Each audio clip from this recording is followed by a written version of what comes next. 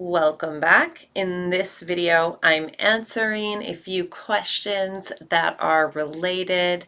Can I deduct business expenses even if I have no income? Can I deduct expenses on Schedule C from personal income? Can I deduct a business loss from personal income? What if I had expenses the year before, 2018, started my business in 2019? Can I deduct those expenses this year? To answer this question, we're going to talk about primarily startup costs and organizational costs. And I have a spreadsheet template I'm going to show you so that you can see clearly how all of this works. We'll also talk a little bit about a business versus a hobby, and we'll get this all squared away for you. Really quickly, if you're new here, my name's Amanda. You're watching the Business Finance Coach, where I simplify business, all the technical stuff, because I believe that the world needs what you have inside of you and what you want to create. And these are just tools that can help you get there. And I certainly hope to help you get there faster. So if you're new here, consider subscribing. Okay, so the first question I want to address is, can I deduct business expenses if I have no income? So this is a great question, and the easy answer is yes, you can, but there are some things that you should check first. The first one that would come to my mind if someone was asking, can I deduct expenses but I have no income, is I would say, has your business started yet? So you have to choose the date your business starts. And that, what determines that is that you're ready to take sales. You're actively soliciting sales and income from customers and clients, even if you haven't gotten paid yet. In that situation, as long as you're open for business, you can deduct your related business expenses. You're just going to have a loss because you haven't earned anything yet. So let me give you an example that's really easy to understand this. If you think about a store and someone who's opening an in-person location store downtown, right? They're going to spend a lot of time and money planning that. But until they actually open their doors for business, physically open them, right? They're not, their business hasn't started, right? Because their doors aren't open. If they're not selling products or services any other way, then all of those costs up until the day that they open their store doors are startup costs. Once the doors are open, even if they get no customers, they can deduct all of their expenses from that point on. But those expenses that happened prior to the doors opening, those are called startup costs and or organizational costs. And these are two categories that I'm going to show you how to calculate in my spreadsheet template from my small business school. But first, let's address a few other parts of this question. So, can you deduct these expenses if they were from the prior year? So, if they're from 2018 and then in 2019 you started your business and you just had those expenses, as long as you started in 2019, then it would be absolutely correct to begin deducting those expenses. And I'll talk about totaling them up in the worksheet here in 1 second. The other thing I want to mention was the question of, can I deduct business expenses from personal income? So if we take a look at the Form 1040, you can see where our business income from Schedule C comes from. So on Schedule C, we have our total business income minus our total business expenses equals net income or loss. That net income or loss, which it will be if you have no income and only expenses, flows to the income section on Form 1040. And it will offset your other types of income, W-2 wages, investment income, or any other types of income in this section, personal income. But there are a few questions at the bottom of Schedule C that guide you as to whether you can you can actually deduct that or not. Now, most people I talk to do qualify, but you just want to consider they're called at-risk rules and passive income rules. So as long as you are the one actively working in the business and you're working a serious number of hours, 500 per year, and there's a bunch of other criteria I won't go into in this video, but as long as you're actually working in the business and no one else has invested in your business, then yes, you would qualify to deduct your loss.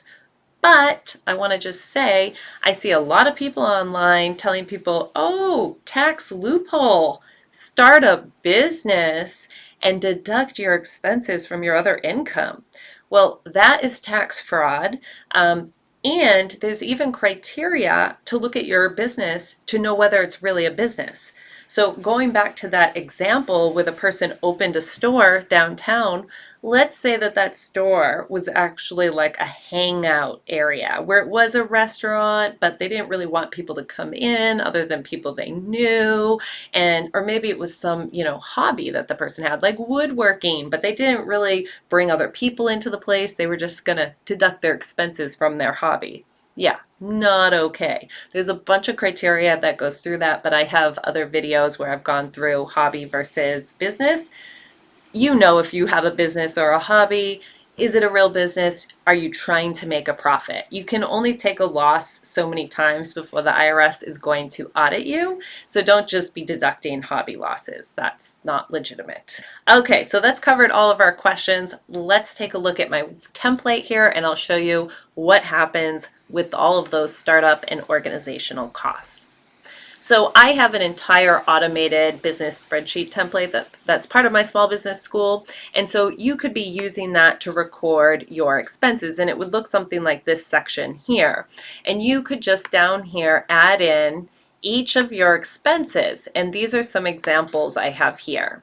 So you can see I categorize them based on this column here as startup costs. This one was paid to Upwork, hired a contractor to make a logo for $4,000, and the date. So be sure to keep all that type of information, especially the business purpose.